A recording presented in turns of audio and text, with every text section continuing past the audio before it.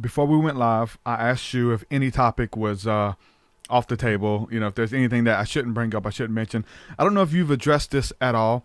I am familiar with your work 100%, but I haven't heard you address this at all. If you have, but and this was the same thing. And I had some other friends say, "Yeah, don't bring that up. She may get offended if you bring that up." Whatever the case. I said, you know what? I'm not going to say this to offend her, but I'm going to say this because I'm genuinely curious as a fan of Project Camelot, of somebody who has uh, consumed hours and hours of your work. So when I got into ufology, one of the big people I found right off the bat was Dr. Steven Greer. And I followed everything he said, hook, line, and sinker. I really enjoyed the CE5 initiative and the contact experience and all of that stuff that he brought out. Also, the work of James Gilliland, which was very similar. And then I seen the interview that you did with Steven Greer, and I really enjoyed his work. And you two kind of went at it for maybe an hour and a half or so, just going back and forth about all ETs are good versus you can't just categorize them as all good, even though we would like to believe that they were all good. And so you went back and forth with him for a while. Can you talk a little bit about that at all? Have you spoke about that at all? Have you come across? Oh, sure. Yeah, absolutely. It's no problem. I get interviewed quite a lot, and once in a while people do ask me about that interview. What happened at the time was, well, we went to the Barcelona conference. We were invited to chair a panel that was actually, I guess, a press conference with the speakers. And so that was back in the day when Bill Ryan was my partner in Camelot. And we also had a witness, Henry Däniken, who came out under his own name about a month before that in another conference that happened in Switzerland. And he was invited by the organizers of the Barcelona conference. His real name is Arthur Neumann. Mm-hmm. And he had given testimony to Camelot, was one of our first major witnesses. And he had never shown up in person until this time when he went to this one conference. And so then what happened was he went on stage when Bob Dean was on stage, and he announced that he had been working on Mars. And basically, said a few things, and I went on stage with him for moral support. This was just a split second decision on his part, but no. Oh God, I'm sorry. This is just crazy. Usually this is not such a problem, so I'll try closing that door. So anyway, and so we interviewed. Actually, it was Alfred Weber and Bob Dean and Henry Däniken, and we all were backstage doing in this little sort of cubbyhole area where they allowed you to do interviews. And we just stopped, finished that interview, and Steven Greer walked in with his entourage and sat down in one of the chairs and just said, "I'm ready for my interview." And I didn't. Is that how that interview started? Yep. Okay. And I warned him ahead of time. I just said, "Look, we don't get along," because what had happened was he had intimidated a lot of the free energy activists at the conference, and some people think there could have been a riot, but there wasn't. He also did something strange that Arthur Neumann was not too pleased about, and I don't know what transpired. I just know something did. And then on top of it, he went on stage and lied to the audience, and there was about 1,500 people there. And he said something like I can't remember, it's been many years, but it was something, I think I say it in the interview, but I think it was all ETs are good or something. Mm-hmm. And then there was another lie that was like another bald-faced lie. And, it's important to know that as above, so below, that we live with a number of, zillions of races, really, of beings of all kinds. And some are good and some are not. There's service to self, service to others. Some are, most of them are mixtures of that, but some are definitely negatively inclined towards humans. And it is very dangerous, in my view, to mislead humans in this way. Yeah. So,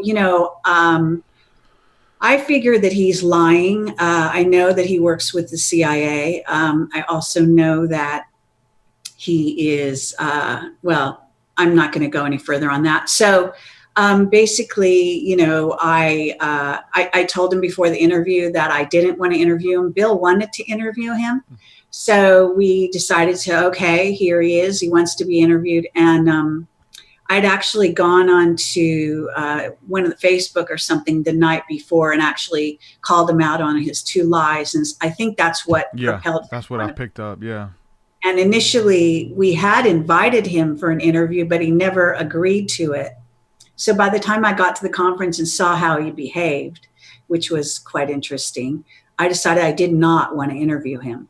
So that's how that started. And, you know, I'd do it again today if I was forced to, you know, be in the same room with him and discuss these things. So you haven't crossed paths with him since then, any conferences or nothing like that? No, not face to face. I haven't dealt with him at all. You said, you mentioned that he could be making it all up. I don't know if it's. No, he's not making it up. I mean, we're actually in agreement on many, many things. It's just that, number one, he's not educating the CIA or the secret space program. And that's, you know, he's got a lot of, you know, he's got a lot of sort of confusion, let's say, going on in his head. And he's also misleading people. It's very dangerous, you know, when humans are being abducted and children are being taken off our planet and used as slaves and you know, eaten, and, you know, their fluids being used and genetically, you know, re-engineered, et cetera, et cetera. I mean, the list just goes on. And to tell people, you know, to basically get them to take down their guard, and also to call gray ships in is not a skill, you know, in my opinion. Yeah. So, you know, I don't agree with the way he conducts himself. No. So dealing with the good and the bad and things like that, the good ETs, the bad ETs, we're seeing ships, all of the stuff's going on. I've definitely seen it to where, you know, the ETs or whoever's running the globe right now, kind of like as you said, they have our malicious they have malicious intent. Like I said, the slave systems, and they you know, they want us for our energy, and we're like the oil that kind of makes their machine work. And we've seen videos in the past of like these ships that are coming in close to the planet, and there's like plasma beams being shot out at these ships and things like that. I know this is still making it very simple and making it very ABC, but the way I see it is that the bad guys are here running, you know, the planet and everything that we have going on, and it seems like the good guys are out there watching over us, maybe the angels from the ancient texts and things like that.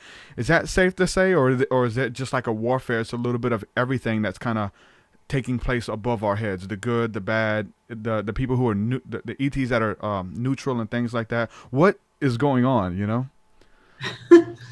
Well, it is a war of worlds, and I will say a lot of the good ETs do come here, as well as, you know, are involved in safeguarding our planet. If you look at the interviews I've done with Ashiana Dean, you'll see she talks about the Guardians, and the Guardians are a group of various races that have all sort of banded together to safeguard the human genome and the human experiment here on planet Earth. So they're definitely watching over us and backing us when possible. However, they have a policy of non-intervention. So in order for them to do something, they have to have a gesture by the dark side, the way it works for them.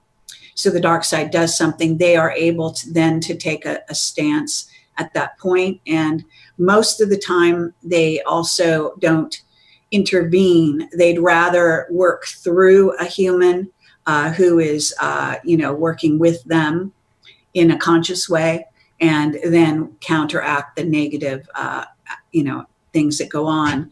And so, you know, you can have something like, for example, we were driving in Switzerland with this old Audi station wagon that Bill had at the time, and we drove to the top of the Alps up a really steep, winding road.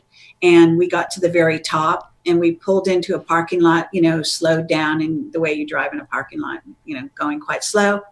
And all of a sudden, one of our wheels fell off, and he had the car checked out, by a mechanic before we left for Switzerland, etc. And it had been sliced through. The mechanic said it was just sliced through.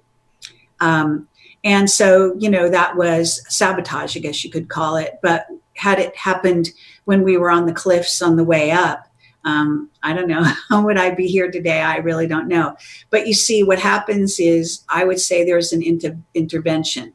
So we still get some of the, negativity that happened, but at the same time, it's like most of it just goes by the wayside. So I think this is a lot of times the way they intervene. And I've seen other evidence of this as well. They do lots of really interesting things to deal with the dark side. Okay. And it's an interesting balance. But, there are unseen beings here as well all the time besides ETs. There are, there's a vested interest in having this genome, this seeding, as we call it, of humanity, make it through. And we've already become an ascension planet since 2012. So, this is an ongoing game, if you want to call it. And it's definitely a war of worlds, for all intents and purposes.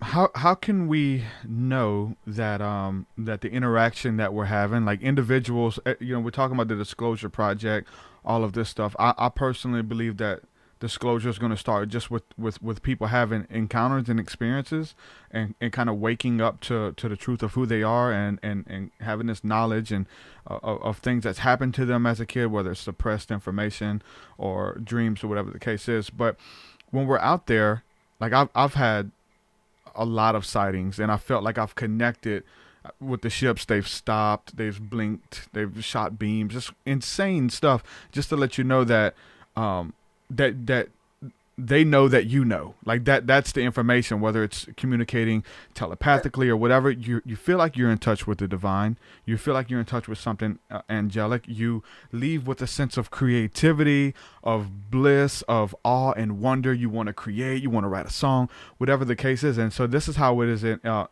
actually inspired me and impacted me. But how do we know that we're in touch with the ETs or the angelic beings or whatever that have our best interest in mind?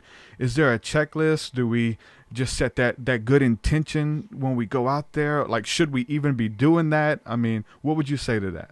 If you enjoyed listening to this podcast segment, be sure to listen to the entire episode by clicking the video to your right. Also, we are on iTunes. You can download the MP3 versions as well. Be sure to subscribe for future episodes.